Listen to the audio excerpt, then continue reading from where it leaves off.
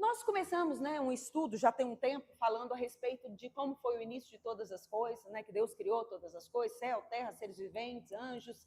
Para quê? Para o seu louvor. E nós sabemos que nessa história, um querubim, que é Satanás, ou o adversário, como é escrito, né, o nome dele, ele se rebelou e ele influenciou outros seres a se rebelarem junto com ele. Um terço desses seres, eles foram o quê? Precipitados juntos com Satanás. A Bíblia é clara, diz isso.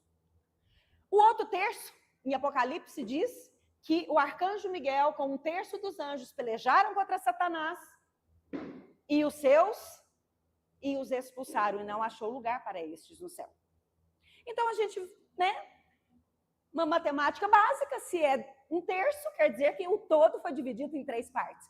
Um terço caiu, um terço são os anjos que lutaram, e o outro terço, nós já sabemos, são aqueles que foram destituídos da glória de Deus. Essa é a palavra. Destituídos só pode ser aqueles que um dia estiveram instituídos como alguém em algum lugar. Também, se não for assim, não seria a obra da reconciliação? Reconciliar significa religar ou ligar laços quebrados. Essa é a tradução de reconciliar. Ué, que laço quebrado que eu tenho missão e você tem missão, como nós lemos em 2 Coríntios na terça-feira. E nós vamos ler esse texto ainda. Se não, reconciliar-vos com Deus novamente. Quem? Os que foram destituídos.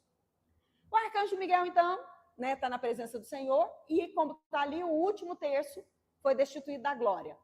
Depois nós, próximo. O Criador, então, ele traça um plano diante dessa situação, diante dessa guerra, diante dessa rebelião que houve no céu. Para o quê? Para reconciliar os destituídos. Ele revela, anuncia o seu plano para os filhos, para os fiéis. Estes creram e o que eles viram e ouviram é o que nós chamamos de boas novas, boas notícias. Por isso a palavra diz, como nós lemos em João, na carta de João semana passada, eu não trago nada novo. É o que vocês já ouviram, desde o princípio. Mas que princípio é esse? Será que é o princípio que você saiu do ventre? O princípio que você nasceu? O princípio que você ouviu a primeira vez falar de Jesus? Não. O princípio quando você foi criado em Deus. Amém? Um preço muito alto foi pago e foi entregue em resgate desses filhos, em resgate desses destituídos, que foi o valor de sangue, que foi uma vida por uma vida. Mas é engraçado porque nós somos muitas.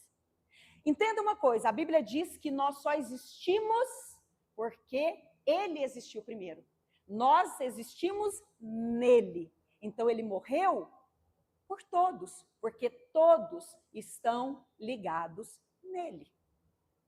Esse é aquele que se esvaziou e se tornou um servo para servir os irmãos.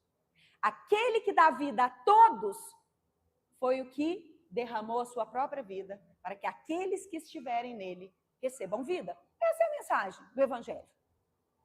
Isso é o que a gente prega. Isso é o que é a obra da cruz. Isso é que é a mensagem que a gente vive falando. Boas novas, boas notícias. Não é isso? Quando a gente vai numa nação, a gente não quer contar essa boa notícia? Beleza.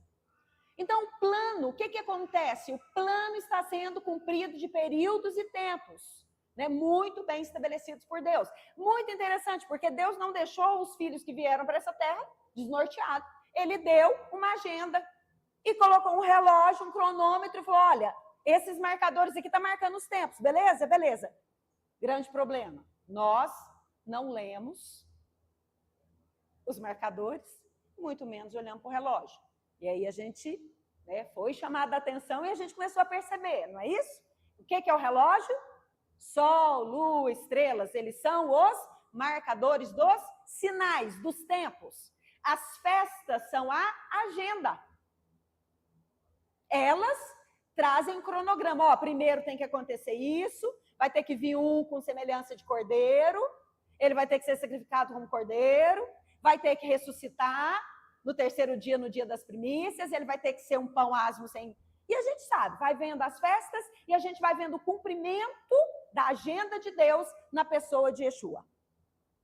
Próximo.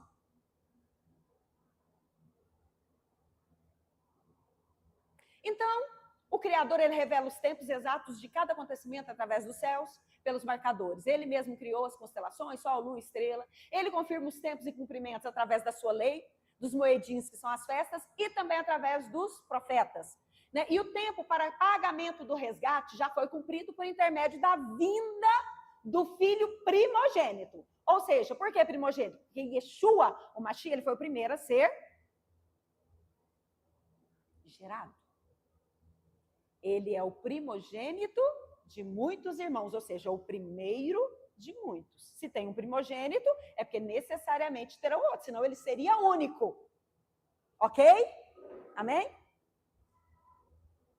A sua morte, o seu sangue derramado, a sua ressurreição no tempo exato, já declarado no céu, na Torá e também pelos profetas. Não coube ali. Agora, o que está acontecendo? Se Jesus ele já cumpriu esse requisito, o que a gente está fazendo aqui? A gente ainda está terminando o processo do seu cumprimento. Né? Aguardando a chegada do tempo ou do sinal revelado pelo céu, pela lei, pelos profetas, para o retorno do primogênito, para buscar todos os filhos fiéis que esperam por sua redenção. Então, nós hoje aguardamos o sinal dessa vinda. A Bíblia diz que se dará como um relâmpago, né? O Senhor virá nas nuvens para buscar os seus.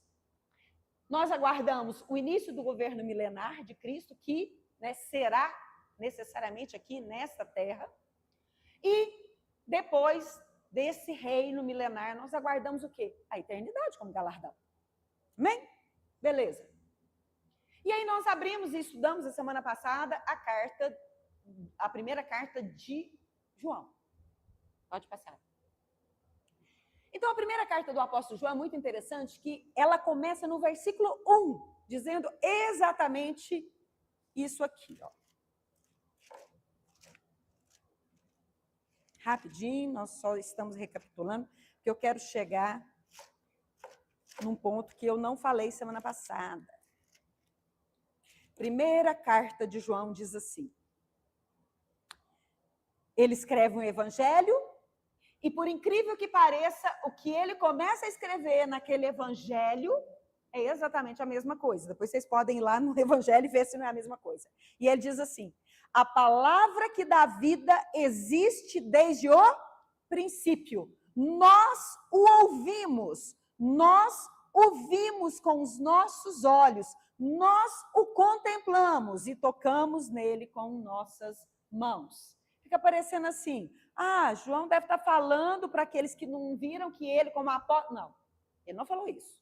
Ele falou que a palavra que dá vida existe desde o princípio. Que princípio é esse? E a carta inteira, ele fala a respeito do princípio, nos chamando a atenção ao princípio. E aí lá no evangelho diz que a palavra estava com Deus, a palavra era Deus. Desde o princípio, no princípio, a palavra estava com Deus. A mesma coisa lá no princípio. Então ele está falando daquele primeiro tema que eu coloquei, quando Deus criou todas as coisas. Pastora, Deus me criou ali? Deus te criou ali. Você estava criado em Cristo. Porque Cristo existiu. Cristo nasceu e por intermédio dele todos os outros seres criados vieram a existir. Entendam isso. Por isso ele fala, nada do que existe sem ele.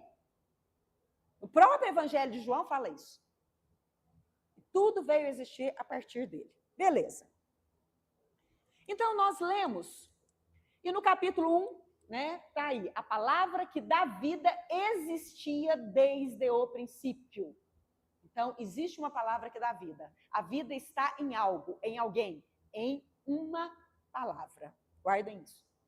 Nós o ouvimos, nós o vimos com os nossos olhos, nós o contemplamos, tocamos nele com nossas mãos. Querido, isso é algo muito tremendo. E, ao mesmo tempo, é algo muito sério e poderoso. Porque se a palavra afirma que nós o conhecemos, em Hebreus diz que aquele que um dia foi iluminado, quando ele retrocede, quando ele dá as costas para a luz, ele é irreconciliável. Então, há um peso muito grande nisso. E, no decorrer da carta, no capítulo 2, eu vou colocar só alguns versículos, porque nós lemos toda a carta aquele dia, hoje nós não vamos ler. Queridos amigos, eu não lhes escrevo um mandamento novo. Ao contrário, trata-se de um mandamento antigo que vocês têm, ou seja, que está com vocês, que está aí, desde o princípio.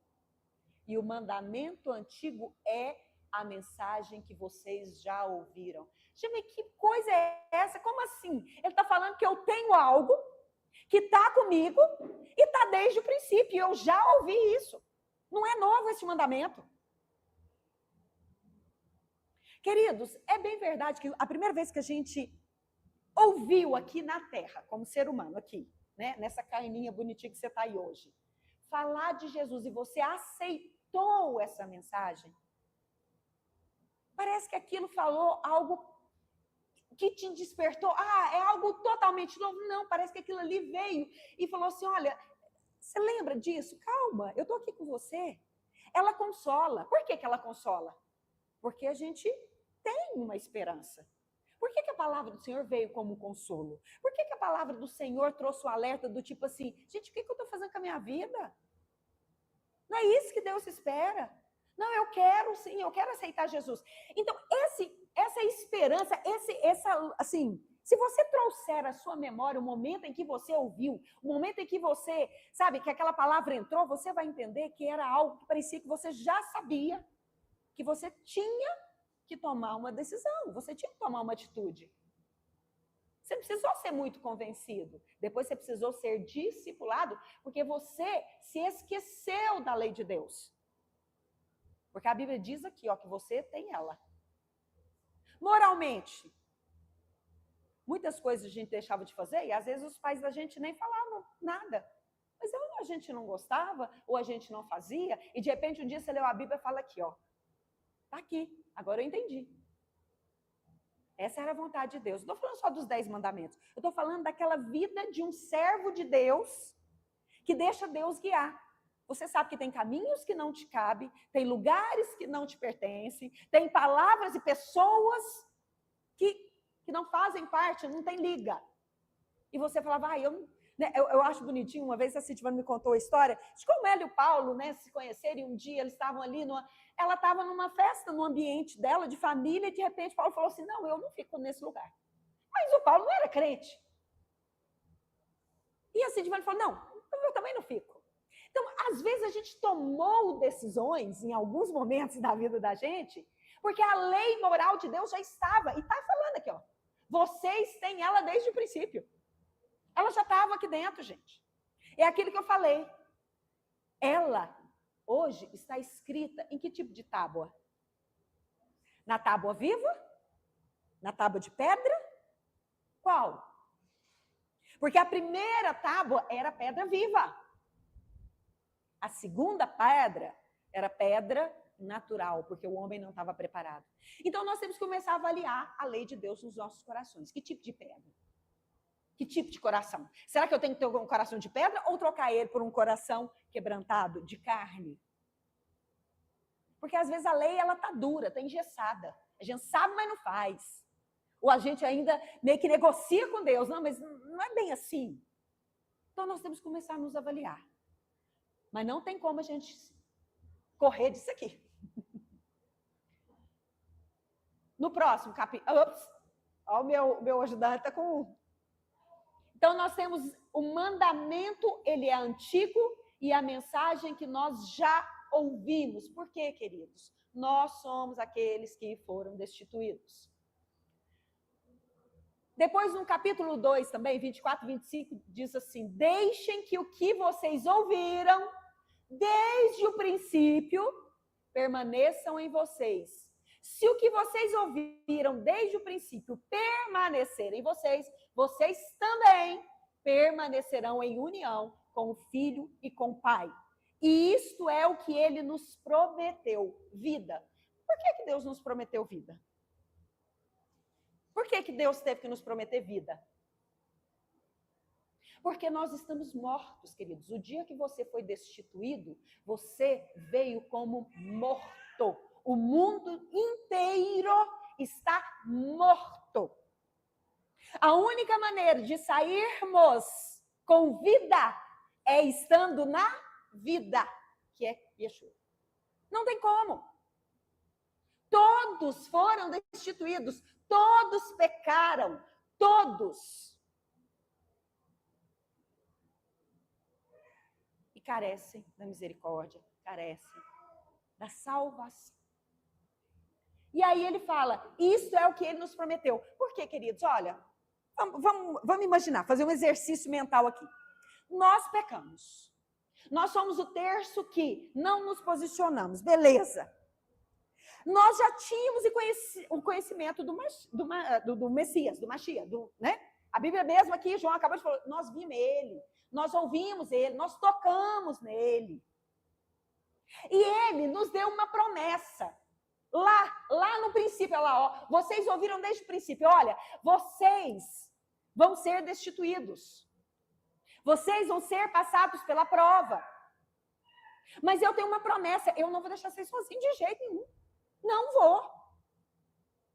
Vocês podem ficar tranquilos. Por quê? Por que vocês acham que Abraão não teve medo de entregar Isaac? Porque ele lembrou da promessa. Ainda que aquele filho morresse, Deus prometeu que ele ia dar vida. Essa é a promessa, gente. A promessa é que nós teremos vida se nós permanecermos nele. Naquilo que nós ouvimos lá do princípio, antes de sermos destituídos. Amém? Eu nem vou entrar na questão do princípio de Adão, ali no Éden, nós já conhecemos. Ali era o princípio, era o primeiro plano do Senhor. Adão não deu conta, ou seja, o ser humano não estava preparado. Então, enquanto nós estivermos nessa carne, nós estaremos sendo provados para ver se nós merecemos ou não a vida novamente, queridos. É isso. Todos estão mortos. Todos. No capítulo 3. Todo aquele que continuar a pecar, transgride a lei ou Torá. De fato, o pecado é o quê? Transgressão da lei. E a partir daí, eu comecei a ler todo o livro, aonde estava a palavra pecado, nós começamos a colocar o quê? Transgressão da lei. Queridos, o entendimento faz assim, leiam, façam um exercício, né? Os que não puderam estar aqui, mas os que estiveram aqui, depois, revisem e façam isso. Aonde estiver a palavra pecado, você vai colocar transgressão da lei. E aí tem um texto interessante nesse capítulo, que ele vai falar que Satanás, ele transgride a lei, ou seja, Satanás peca desde o início. Ou seja, Satanás, ele transgrediu a lei de Deus desde o princípio, desde quando ele foi criado. E ele levou outros a fazerem isso. Por isso Deus o condenou. Deus o condenou e ele foi banido. Quando o arcanjo Miguel pega um terço dos anjos e luta contra, ele está lutando contra transgressores da lei de Deus. Davi tem um salmo que ele fala assim, olha, o infiel eu não suporto. É nesse sentido, eu imagino Miguel falando assim, olha, esses, né, transgressores eu não suporto. Por quê? Porque nós temos que nos posicionar, queridos. O mundo inteiro jaz no maligno. A luz veio ao mundo para que aquele que visse a luz pudesse enxergar novamente. Por isso Cristo é a luz do mundo. O mundo, o que a sepultura é? É um lugar todo iluminado? ou um lugar escuro? Então, o mundo é escuridão. Aqui é uma sepultura. E ele falou, aí a luz veio ao mundo. Porque Cristo é a luz da existência, é a luz da vida. Aí, continuando, aquele que continua, né, na verdade, no texto estava pecando, e eu já mudei e coloquei. Aquele que continua transgredindo a Torá é do adversário. Porque o adversário vem transgredindo a Torá desde o princípio, de novo. Então, eu quero que vocês, né, se atenham a essa palavra, desde o princípio. Se ele está falando que Satanás, desde o princípio, está pecando, se ele está falando que a gente conhece a lei desde o princípio, ele está falando que todos nós estávamos desde o princípio. E ponto. Continua. E essa é a mensagem que vocês ouviram desde o princípio, que nos amemos uns aos outros. Semana passada, né, eu fiz um exercício, perguntei para os irmãos, tá? A mensagem, ou lá no versículo, vê se é o próximo, Azaf. Isso, esse é o mandamento. Esse mandamento, João escreve, este é o seu mandamento, que confiemos na pessoa e no poder do seu Filho Jesus, o Messias, e que nos amemos uns aos outros como ele nos amou. Aí eu falei, João pecou, porque ele escreveu um mandamento diferente do que Jesus falou. Vocês concordam? Gente, ele pecou? Ele escreveu um mandamento diferente? Por quê? Por que ele não pecou? O mandamento é diferente. Tá. Aqui, o próprio João vai falar que Deus, quem vê o Filho, vê o próprio Deus. Que Deus, ele é incontível, gente. Deus não pode se manifestar em coisa nenhuma. Por isso ele diz que não pode fazer imagem nenhuma e comparar a ele. Porque Deus não se mede, ele é imensurável. Mas para Deus poder se relacionar com tudo que ele criou, com os anjos, com os querubins, com os serafins, com o ser humano, ele gera um que é semelhante a ele, em que todos podem ver. Por isso, quando os discípulos chegaram e falaram, Senhor, mostra-nos o Pai, o que Jesus responde para eles? Quem vê a mim, vê o Pai. Você ainda está me perguntando isso? Por quê, queridos? Porque Jesus é a expressão visível do Deus invisível. Tem uma musiquinha que diz assim, o que é que os anjos veem, que os fazem contemplar? Gente, na verdade, os anjos não conseguem ver Deus como a gente imagina que a gente está vendo. Porque Deus, ele é imensurável. Eles veem a glória de Deus, a Shekinah da presença de Deus. Agora, como nós podemos, então, ver Deus? Será que é impossível? Não. Ele gera o seu filho e fala, quem vê a mim, quem vê o meu filho, quem tiver o meu filho, tem também a mim. E aí ele está falando, quem confia na pessoa e no poder do filho, é a mesma coisa que amar o próprio Deus. Não está errado, não tem nada de errado. Ele só quer fazer essa comparação para que as pessoas comecem a entender que Deus se manifestou através do Filho. Essa é a expressão visível de Deus, o Messias. Tanto é que a Bíblia diz que nós o vimos e o ouvimos e tocamos nele lá no princípio. Por isso que eu falo que quem os anjos veem é o Messias. É o Filho de Deus. Ok? Aí ele começa a dizer, e amemos uns aos outros como ele nos amou. Este é o mandamento que Jesus meio que enxugou. Olha, ame a Deus de todo o coração, alma e entendimento.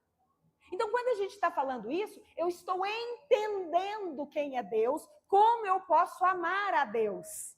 Como? Obedecendo os mandamentos de Jesus, eu estou amando a Deus. e amar ao próximo. Por que amar ao próximo é algo tão, sabe, constante e assim, repetitivo? Porque, queridos, nós temos uma missão, uma única missão aqui nessa terra. Se você foi iluminado, qual que é a sua função agora? Se você foi reconciliado, qual que é a sua missão agora? Ponto. Ponto. A gente não precisa ficar, ai, qual que é o meu ministério, qual que é a minha missão, qual que é o meu chamado, qual que é... Ponto. Nós já sabemos. Eu tenho ministério, eu sou um embaixador. Pronto, o embaixador, ele leva o nome, ele leva as insígnias, ele leva todo o poder que tem aquela nação. O embaixador tem autoridade no nome de uma nação. Vocês sabiam disso? Pois é, o Senhor diz que você tem toda essa autoridade no nome do Senhor. Então, nós temos que andar aqui como? Ai, não, tudo é muito difícil. Ou a gente tem que andar como Jesus andou, até em cima d'água. Nós temos que começar a ver quais são as nossas, né, a nossa visão acerca daquilo que é o que o Senhor nos chamou. Sabe por quê, queridos? Porque nós sabemos isso desde o princípio. E aquela, né, parábola muito interessante, né, do Senhor que entrega talentos e ele se retira e fala, agora eu vou deixar o freguês ver, vou deixar ele, né? E vou ver o que ele vai fazer com os talentos. Queridos, eu vou falar daquele que recebeu um talento. Você recebeu um talento, reconciliar seus irmãos com muitos. E você simplesmente falou, não, Deus é muito poderoso, vai que eu ainda falo uma mensagem errada. Não, depois Deus ainda vai me cobrar, que a palavra diz que, ai, não tenho entre vocês muitos mestres. Ah, mas e se eu troco alguma coisa? E esconde. A Bíblia diz que até aquilo que você tem, por que você tem? Porque essa é a única coisa que você já saiu do céu com. Entende isso?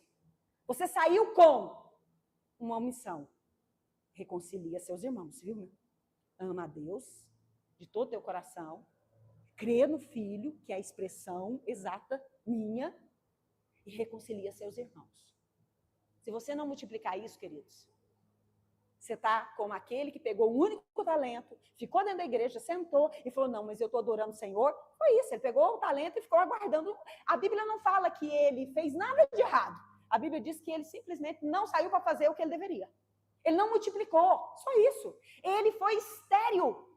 Tem coisa pior para Deus do que esterilidade, queridos, vocês não sabem. Por isso Deus abre madre de estéril. Porque Deus não é estéril. Deus gera, Deus gera, Deus gera. Esterilidade é como se aquela palavra secasse. Aquela palavra não tem vida. E isso não vem de Deus. Toda palavra que sai da boca de Deus gera algo. É vivo. E os que obedecem os seus mandamentos permanecem unidos com ele e ele com essas pessoas.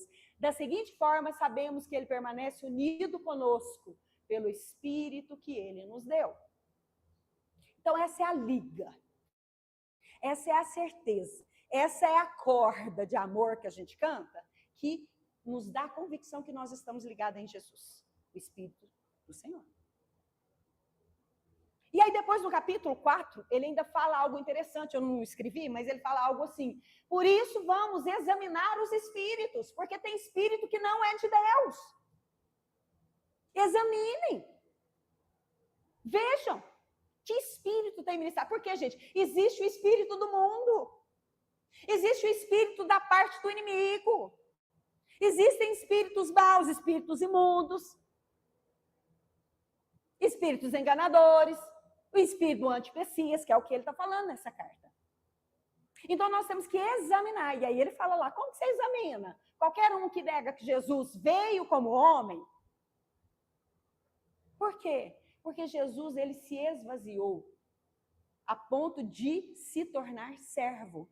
Gente, ele veio no túmulo. Não é à toa que a Bíblia diz que aquele que desceu é o mesmo que subiu. A gente, quando ouve isso, e eu preguei isso muitos anos, e quando eu estava fazendo esse estudo, o Senhor trouxe isso para mim. Eu falei, Mônica, isso! Né? E eu falei, nossa, Senhor, como que eu não? Ele falou, não, filho, eu só estou te falando isso. Durante muito tempo as pessoas leem aquilo e falam assim, aquele que desceu, porque Jesus desceu lá na sepultura nos 3 dias. Não, realmente ele fez uma obra, mas aquele que desceu para esse túmulo aqui, gente, para a terra. para onde era trevas. Esse mesmo que desceu é o mesmo que subiu. Ele não está falando só daqueles 3 dias. Na nossa cabecinha pequena, a gente associava, porque Jesus foi lá, né, pregar para aqueles. Também. Mas não é essa a questão daquela palavra. No capítulo 4, que é agora a palavra rapidinho que eu quero entrar. Porque amar a Deus, ele falou lá em cima que eu tenho que crer no Filho e também amar o meu próximo. Esse é o mandamento, certo? E aí ele começa a falar o que significa amar a Deus, porque Deus é amor, mas ele vai falar o que significa amar a Deus. Aí eu peguei só o versículo, tá, gente? É todo o contexto. A gente leu a carta toda, então aqui eu estou só pincelando. Porque amar a Deus significa obedecer-lhe os mandamentos. Então, amar a Deus significa eu obedecer os mandamentos. Que mandamento? O que você já ouviu, querido, desde o princípio. O que está dentro do seu coração. Pastora, mas eu não sei. Então, chama a luz de Cristo para iluminar. Por isso que ele fala que ninguém precisa te ensinar nada. Que o Espírito Santo te ensina. Por que o Espírito Santo me ensina? Porque o Espírito Santo é que ilumina o meu coração, a tábua do meu coração, porque a lei já está aí, gente. Você veio com a lei. E é tão interessante que no livro de Romanos, Paulo está explicando alguma coisa a respeito da lei para tentar explicar isso para o povo. Porque o povo era tão apegado os 10 mandamentos de Moisés que eles não conseguiam enxergar isso. Eles se esqueceram de onde eles vieram. Eles se esqueceram da promessa dos profetas. E Paulo estava querendo chamar a atenção deles. Olha, aqueles que andam pela lei vão ser julgados pela lei que eles creem. E você não pode transgredir a lei. Se você transgredir uma, você transgrediu ela inteira. Mas nós estamos pregando sobre a lei da graça. Que lei da graça é essa? A lei a lei que foi iluminada no seu coração. A lei que já está aí. Ela foi dada para você lá desde o princípio. Essa é a lei da graça. Ela foi te dada de graça. Você acha que é essa lei de Moisés? Não, isso aí vocês receberam porque vocês eram tão duros de coração que teve que escrever numa pedra e vocês carregar essas pedras pesadas porque vocês são um povo duro de serviço. E aí, ele continua. Além disso, os seus mandamentos não são pesados, mas a pedra que Moisés carregava era. Por que às vezes a lei de Deus para nós é tão pesada? Porque ela está em pedra no nosso coração, querido. Se a lei é pesada, seu coração é pedra. Se a lei, como ele diz aqui, os mandamentos do Senhor não são pesados. Por que não são pesados? Por que o Senhor fala isso? Porque aquele que ama a Deus e obedece os seus mandamentos, lembrou quem ele é. Lembrou da promessa de vida, lembrou que ele não está sozinho, lembrou que ele tem que passar pela prova e que ele tem que mostrar quem realmente ele é. Porque um dia ele foi, podemos usar, negligente, covarde, foi, dê o nome que quiser, o dia que a gente não se posicionou. Hã? Tímido? Nossa, essa foi a mais bonitinha. Eu gosto de usar as pesadas. Por aí vai. Queridos, a lei está aqui. Sabe por que não é pesado? Porque a gente viu Jesus. A gente amou, a gente entendeu que eu só existo porque Ele assim o quis. Esse é o amor. Eu entendi que Ele ia morrer por mim, que Ele ia pagar o preço, eu ia poder vir para a sepultura, mas Ele me prometeu vida. Olha, você não vai ficar lá na sepultura. E aí a vida veio para me ressuscitar da sepultura. Então, quando eu lembro disso, gente, obedecer à lei de Deus, amar o meu próximo, amar a Deus, isso é pesado? Como pode ser pesado? Ai, mas eu tenho que abrir mão. Então é porque você ainda está atrelado ao mundo. Então você pertence ao mundo. Então o espírito que move você é o espírito do mundo. Agora, se você, como nós cantamos aqui, eu abro mão de tudo, de sonho, de plano, e ainda ofereço a mim mesmo, então você não vive para você, não importa o que você sente, o que você acha, o que você pensa, importa o que a palavra diz, importa o que o Senhor espera, importa que eu obedeça os mandamentos, e ponto. E não são pesados, são prazerosos, sabe por quê? Porque tem promessa. E a promessa é me tirar desse túmulo. Eu não vou me alegrar, não vou cantar, não vou saltar de alegria. Chegou. Essa é a esperança. Foi isso que o anjo chegou contando lá para os pastores no dia que Jesus nasceu. Então, nós temos que começar a deixar que o Senhor comece a tirar essa lei de pedra no nosso coração, que às vezes parece penosa, pesada, difícil andar com as pessoas, difícil, né, sabe, ter comunhão, difícil abrir mão para de algo meu para o outro, difícil. E é mesmo, gente. Não é fácil, mas aí está o teste. O Senhor está querendo trazer verdadeiramente o que nós somos, a luz, para que a gente veja. Se nós conseguirmos enxergar e nos arrependermos, nós ainda temos como sair com a promessa que Ele nos deu, com vida desse lugar. E aí ele continua dizendo assim, porque todos os que têm Deus por Pai vencem o mundo, gente. Como assim? Se eu lembrei quem eu sou, se eu lembrei o que eu estou fazendo aqui, eu lembrei que eu tenho um pai e uma casa, ou seja, a história do filho pródigo. O que eu vou ficar comendo bolota de porco aqui nessa terra? O que é bolota de porco? Vocês já pararam para pensar? Alfarroba. Tem algumas traduções que é alfarroba. É porque era um fruto. Queridos, é o fruto da árvore do diabo. Esse não é o fruto da árvore da vida. E às vezes a gente está comendo esse fruto aqui, a gente quer ciência, conhecimento, a gente quer tudo aquilo que Satanás prometeu para Jesus. Poder, riqueza, glória. Então, enquanto a gente estiver buscando, ou o nosso coração inclinado a isso, eu estou comendo alfarroba. Eu estou comendo da semente ou da comida de porco. O porco aqui, ele é comparado aos impuros, aos infiéis. Eu, como filho de Deus, deveria estar me lembrando da casa. Eu tenho pai, gente, eu tenho casa. Eu vou voltar para a casa do meu pai. O que eu quero com isso aqui? Porque todos os que têm Deus por pai vencem o mundo. Sai desse engano. E essa é a vitória que vence o mundo. A nossa, nas traduções, na maioria tá, a nossa fé. Mas a palavra correta no original é emuná. O que vence o mundo é a nossa emuná. E emuná, passa para o próximo. Ela significa... tem como aumentar, filho? Não? Então eu vou ler para vocês. Porque é muito interessante. Eu achei que dava para...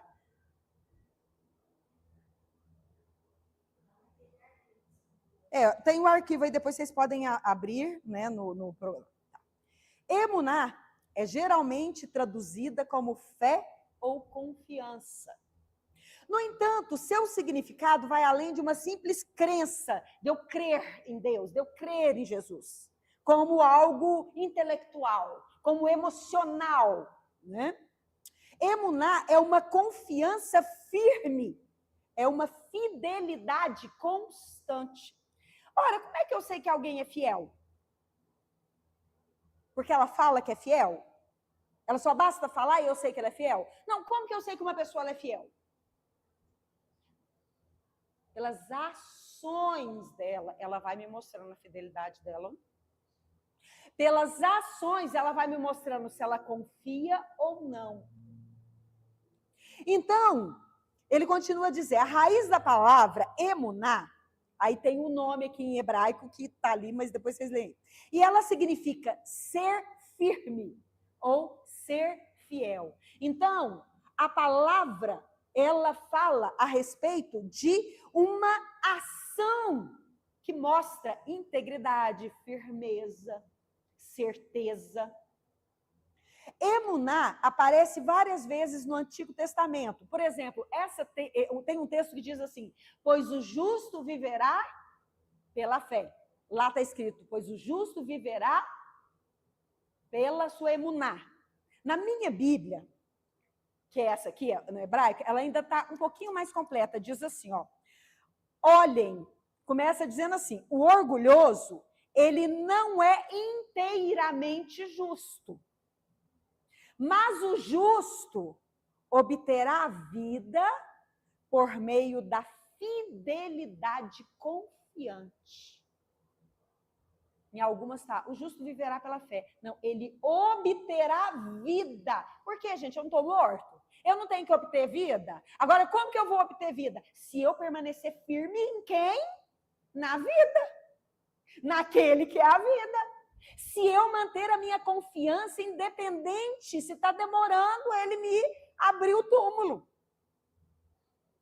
Mas eu estou firme, eu estou confiante. Nada vai me abalar. Nós não temos orado tanto pela igreja perseguida na África. Nós não temos orado pelos países que estão aí em guerras. Nós não temos orado por essa igreja que não está retrocedendo. Eles não estão mostrando a fidelidade deles, queridos. E isso é que é fé. Não abre mão, não retrocede, morrem. Choram. Se desesperam em alguns momentos? Sim. São humanos, são carne ainda. Mas se mantém fiel, firme, não negam Cristo. Se tiver que morrer, você vai morrer, vai perder a família inteira, você vai perder seus filhos. Não importa, a gente se encontra lá com o Senhor agora. Isso é uma fé, é uma certeza confiante, é uma fidelidade firme. Inabalável, por isso que ele fala da casa na rocha. É inabalável a sua confiança, querido. Pode vir o que for, que é inabalável. Então, o justo, a pessoa que obedece à lei de Deus, a pessoa que tem prazer na lei de Deus, ela vive pela sua convicção. Mais do que uma emoção, eu acredito que Deus vai vir, muito mais do que, sabe, essa questão intelectual, queridos. São as suas ações que mostram se você realmente tem fé ou não. E é muito interessante isso. E aí ele continua. Vamos? Isso. Tá. Então aqui, né, em Abacuque, o justo viverá pela sua fé, pela sua emuná. Aqui é vista como a base para a vida para ter uma vida justa e fiel, né? Emuná não é apenas uma crença intelectual, mas uma prática diária, é uma confiança que se manifesta em ações e comportamentos. A fé, emuná, é demonstrada através da lealdade e da fidelidade a Deus e aos seus mandamentos. Então, o justo, além de guardar a lei de Deus naquele texto, ela vive pela fé. Ela vive por ações, ela demonstra em ações, em atitudes. Ora, será que isso é, né, verdade? Então, agora abram em Tiago. A gente já leu várias vezes e Tiago vai falar exatamente a respeito disso. No capítulo 2, ele vai falar sobre o que é, né, a fé sem obras. A gente sabe disso, gente. A emuná, ela só é fé, ou ela só é emuná, se ela tiver ações. Fé só é fé para Deus, se você demonstrar através das suas ações.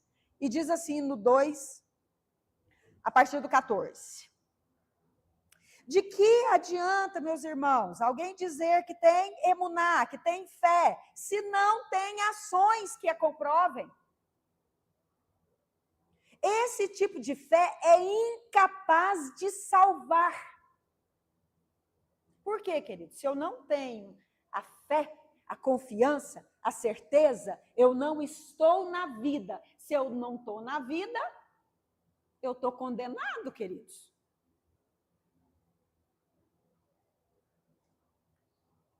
Onde que eu estou? 14. Suponham que um irmão ou uma irmã não disponha de roupas e de alimento diário. E alguém lhe diga, shalom, aqueça-se e se alimente bem, amém? Né? Sem dar-lhe nada que necessita. Que bem há nisso? Da mesma forma, a fé ou a emuná por si mesma, se não for acompanhada de ações, ela é morta. Mas alguém dirá que você tem fé, confiança, e eu tenho ações concretas. Mostre-me então a sua fé sem atos, e eu lhe mostrarei a minha fé por intermédio das minhas ações.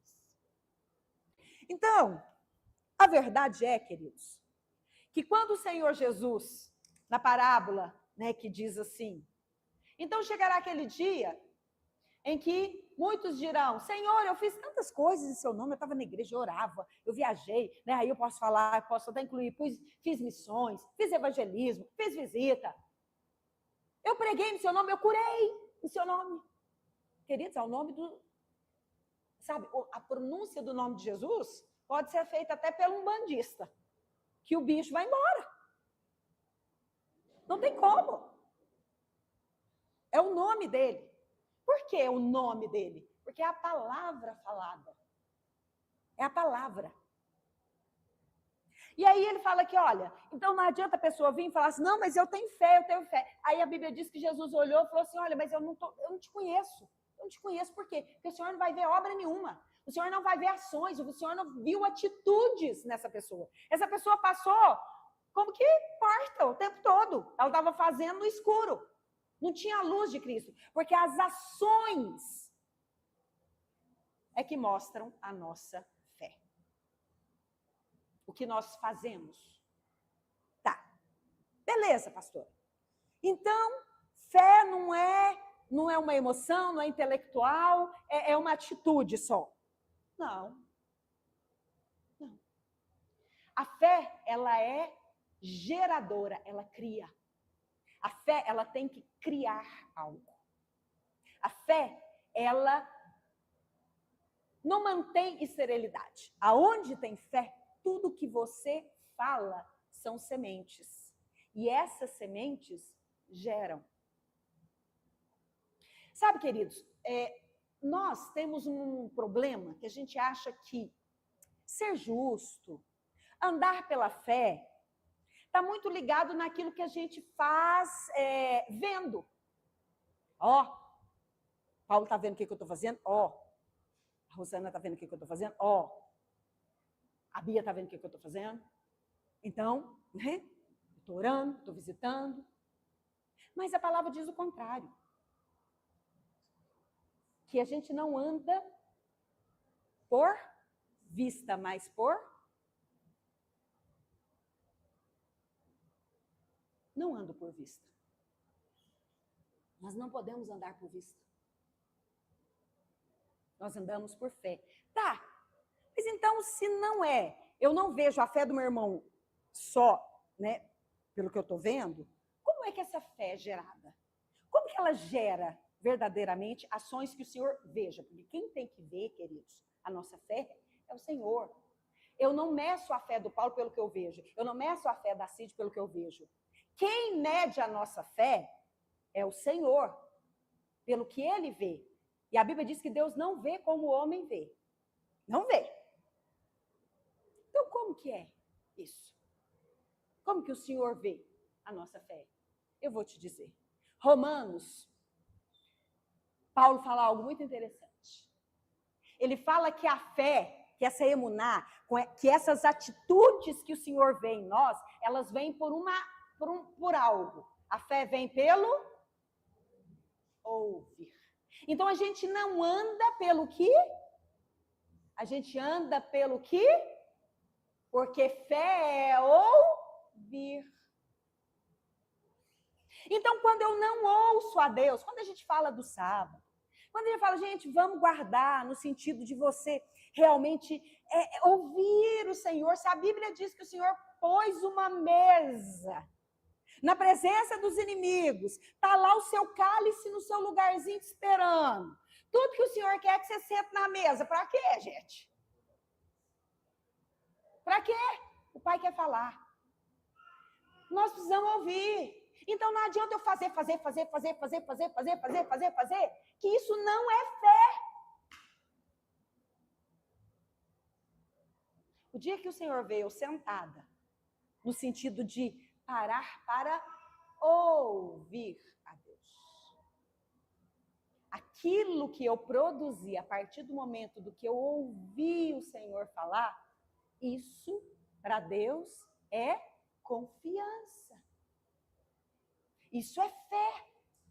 Porque a fé minha e sua é medida pelo tempo que a gente para ouvir Deus. Viu, Rosana? Se você parou, obedeceu, se o povo achou que você é doido, não é? Não importa, amiga. O negócio é parar para ouvir a Deus. E quando eu ajo de acordo com aquilo que eu ouvi, isso é fidelidade a Deus. Porque tudo que sai da boca de Deus é lei, gente. Isso é obedecer-lhe os mandamentos.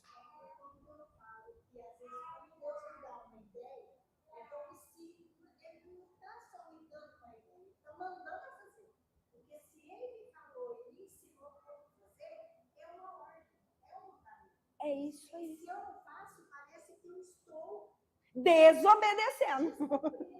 E tá. Existe questão de você estar na presença dele, né? Constantemente para ouvir ele. Senão, você vai começar a tomar atitudes por você mesmo. Aí eu acho que é isso. Eu acho que eu tenho que fazer isso. O que Tiago falou? Mostra-me as suas obras sem fé. Tem obra que é sem fé, queridos. Tem obra que eu estou fazendo por mim mesma. É obra sem fé. A fé, a obra que é gerada, a obra que Deus quer, é uma obra pela fé. Que fé? A fé de parar, ouvir, porque a fé vem pelo ouvir, e aí eu agir, porque eu sou fiel àquilo que eu ouvi. E, queridos, e às vezes a gente está fazendo, porque qual que é a obra que a gente tem aqui da reconciliação? Sempre vai ser para o próximo. A Deus. Não, a primeira coisa é ouvir a Deus, é isso aí. Então a fé, gente, é pelo ouvir. Nós não andamos por vista, queridos. Nós temos que começar, como filhos de Deus, entender que nós estamos no mundo de trevas. Se eu não estiver na luz, eu não enxergo. Então eu tenho que estar com a luz acesa o tempo todo. Eu tenho que estar, sabe, conectada e ouvindo ao Senhor o tempo todo. Se eu desligo um pouquinho para eu fazer outra coisa, agora eu vou dar um tempo, eu vou descansar, eu quero dar um alívio, eu vou, eu posso até descansar o corpo. É igual quando a gente vai, às vezes a gente tira para pescar, eu lembrei do dia que eu ganhei uma viagem de pesca, né? E eu falei assim, não, é umas férias do marido, férias do filhão, férias, né? Gente, não tem como, você está na natureza, você está vendo a glória de Deus se manifestando em todo momento. Você está ouvindo o Senhor falar com você. Eu acordava de madrugada, porque deu um sábado, e eu acordei de madrugada e estava lá orando, e os dois descansando, e eu de madrugada, porque eu não queria atrapalhar, né, tudo, eu queria ter o meu momento. E eu agradecendo a Deus, falei, Senhor, como é lindo a gente ver a sua natureza, e às vezes a gente passava assim perto de uma paisagem, de uma folhagem, porque quando a gente sai do ambiente da gente, parece que até a natureza muda, né? Algumas árvores, muda, né? E eu passava, eu olhava, eu observava, e eu conversando com o Senhor, e às vezes Deus me respondia em coisas tão pequenas, queridos. Deus falava coisas tão, né? E é desse jeito, é ouvindo a Deus, e ouvir a Deus, a gente, né, ouve as palavras de Deus manifestas. Porque a palavra de Deus é que gera as coisas, gente. Então, se eu estou vendo a Beatriz, foi a palavra que gerou a pessoa da Beatriz. Se eu vejo essa planta linda aqui, isso aqui nada mais é do que a palavra de Deus. Sabe, quem mexe com programação, talvez não seja da nossa, né, para esses meninos mais jovens é mais fácil. Mas a programação no computador é algo interessante. Você vai e você escreve um palavrão. Eu vou usar esse termo, porque na verdade aquilo lá chama um código, né? É um código, é uma palavrona, um palavrão, que o computador pega e ele gera aquilo. E de repente ele gera para você uma imagem que parece que é verdade, que é real. Uma palavra, um palavrão, vou dizer assim, escrito ali para ele pegou aquela palavra e aquilo ele transformou e gerou algo ganhou vida através daquela palavra. Assim é Deus, queridos. Foi isso que a Bíblia diz. Deus disse e as coisas vieram a existir. Você é um código de Deus, você é um código fonte de Deus. Por isso que você acha que o inimigo ele não quer bagunçar o seu código? É isso que ele fala. Quando a Bíblia diz que Satanás ou o diabo ele quer entrar no lugar santo, ele quer pegar código que Deus escreveu, e hoje existe, né, a Isabela, e Satanás quer o quê? Adulterar. Mais do que deturpar, é adulterar, é mudar a essência, é mudar o código. E o ser humano tem código, gente? Tem, como é que ele é chamado? Código genético. Isso mesmo, DNA. E aonde é que a gente lê na Bíblia que Deus se arrependeu de tal forma que ele viu o que aconteceu com aquilo que ele criou? Quando foi corrompido o código do homem. Porque anjos se relacionaram com mulheres e criaram os néfilins, e a gente sabe dessa história. Então, queridos, por que eu estou falando tudo isso? Porque a carta é para chamar a atenção de que o tempo do fim é isso que vai acontecer. A corrupção do código, da palavra de Deus. Ora, se a fé vem pelo ouvir, e eu ouço o que é falado ou profetizado, então, se eu estiver ouvindo de um espírito que não vem de Deus, por isso que eu tenho que examinar todos os espíritos, o que está sendo gerado é de Deus ou é algo corrompido? Que vai corromper. Por isso que a palavra diz que o engano vai ser muito grande, porque as palavras vão ser muito parecidas. Parece que é de vida. São palavras que parecem que geram vida, mas não, queridos. Por isso, examinem-se, né, a si mesmo, examine, pois. Vede, nem todo espírito vem de Deus. E isso vai... O que isso tem a ver comigo? Bem, logo que eu ouço, eu ajo de tal forma que eu acredito, então as minhas ações mostram que aquilo que eu ouvi, logo eu crio, então eu vou agir de acordo, e agora da minha boca vai sair algo, porque o que sai da nossa boca também gera algo. Vai gerar algo, gente. A palavra que sair da sua boca vai gerar a sua realidade na sua frente.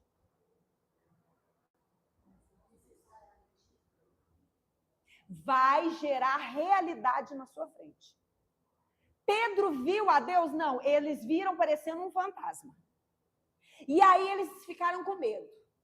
E eles perguntaram, é você, Senhor? Eles estavam vendo? Não, eles estavam vendo um trem esquisito lá. A Bíblia é muito clara. Sim, sou eu. Pedro ousadamente falou o quê? Posso ir até ti? Venha, Pedro. E Pedro andou sobre... Ele criou uma realidade. Ele falou, Senhor, posso? Ele ouviu o Senhor, pode. Naquele momento, ele gerou fé, fidelidade, ele creu no que ele ouviu e ele criou uma realidade. E aí ele andou sobre as águas. Mas de repente, ele parou de ouvir a voz, porque ele começou a ouvir, tempestade. E ele temeu. Sabe o que pode anular, sabe, a vida, a sua vida, anular o que Deus tem para você?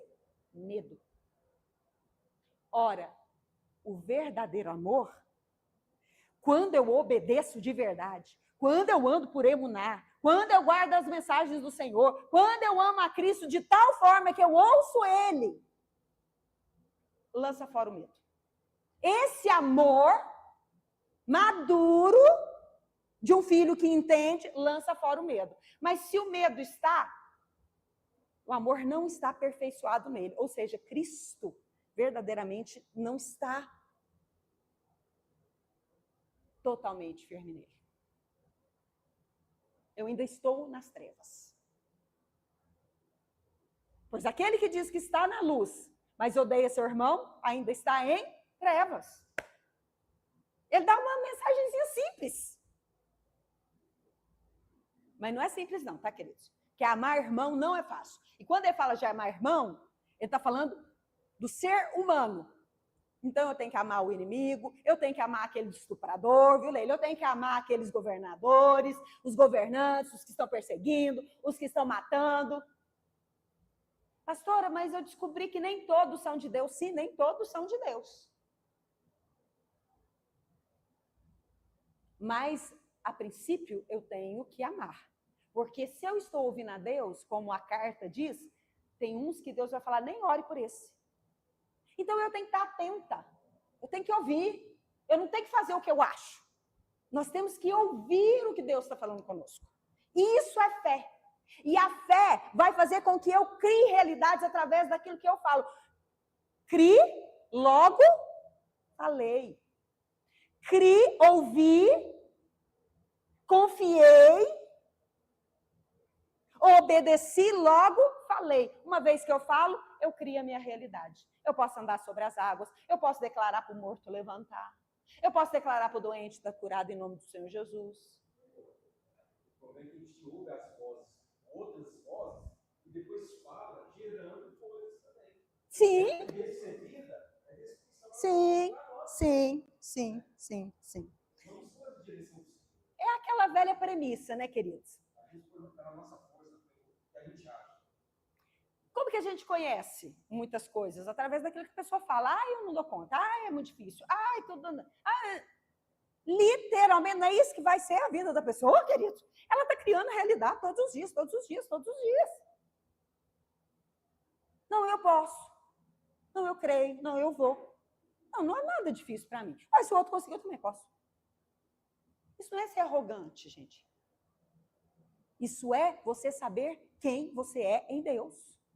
Peraí, eu tenho uma patente. Eu estou aqui como embaixador. Como assim? Você não está sozinho, não. O Senhor mandou. E ele mesmo falou assim, olha, eu vos dei poder e autoridade para vocês pisarem serpente, escorpião. Aí ele está falando do mundo espiritual. Porque a nossa guerra sempre foi no mundo espiritual, nunca foi na carne. E se vocês ainda beberem coisas mortíferas, por quê? Porque o mal produz coisas ruins. E se ainda isso vier até você, isso não lhes causará dano. Ele está falando de coisas espirituais, queridos. Esse é o poder que nós temos. Nós somos portadores da luz, como a luz nele está. E aí a gente muitas vezes está escondendo a luz. Por que a gente esconde a luz? Porque a gente não para ouvir o Senhor. Por que a gente não para para ouvir o Senhor? Porque a gente está num monte de ativismo, fazendo um monte de coisa. Mas eu tenho que fazer exatamente aquilo que o Senhor ordenar. Pastora, tá, beleza. O básico. Nós estamos aqui com uma missão. Esse é o básico. Esse é o primeiro talento. Ok? Nós estamos aqui para voltar para a casa do Pai, porque fomos reconciliados por Cristo. Isso nós já entendemos. Eu já ouvi isso, ponto. Agora, a minha fé, porque eu ouvi isso, qual que é a minha atitude? Qual que é a minha ação? Agora eu estou aqui com o objetivo de reconciliar os meus irmãos. Por isso eu vou nas nações, por isso eu não tenho medo de ir em lugar que fala que vai matar cristão. E aqueles irmãos que fizeram isso, estão andando por fé. Eles estão andando pelo que eles ouviram. Eles ouviram o chamado e foram. Você foi, agora Deus falou, agora você fica e vai fazer outro tipo de coisa. E isso é ouvir a Deus, queridos.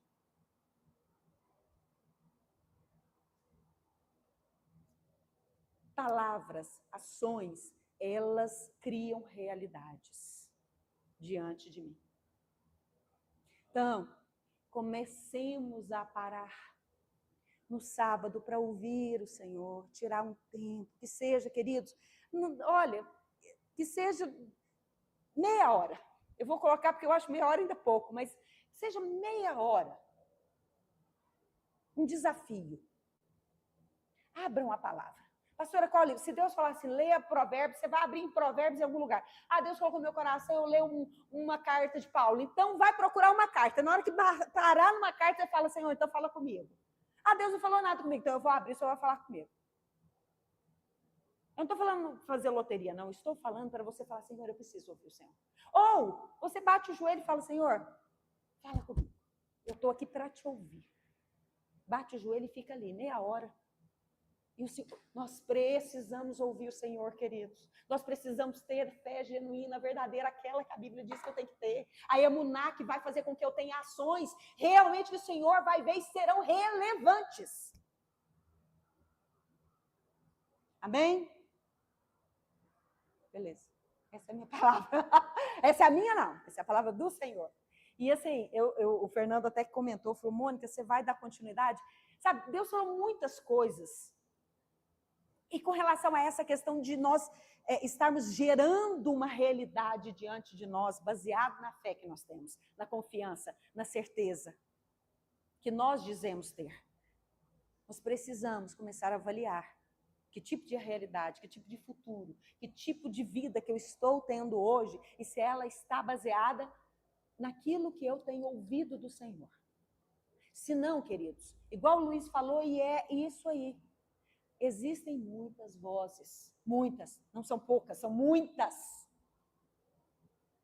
Ai, pastor, é difícil demais. Queridos, nós realmente estamos num tempo muito difícil. Isso é fato. Mas não é desculpa. Porque o sábado tem um peso.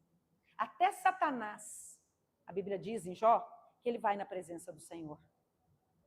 Porque é o dia do Senhor, é o dia do Senhor. Toda a criação o adora. Entendam isso. Toda a criação. Nós temos que fazer o básico, obedecer. Se nós falamos que cremos, então obedeçamos-lhes os mandamentos. Aí a gente pode falar que ama a Deus. Nesse dia, as vozes se calam. Eu só quero dizer isso. Você quer saber? O dia que você quer ouvir a Deus sem vozes, no dia do Senhor, toda a criação se cala diante do Rei dos Reis, Senhor dos Senhores. Por isso, tão importante, às vezes, a gente saber sobre o sábado. O dia que realmente as vozes se calam. O dia do Senhor. Amém? Beleza?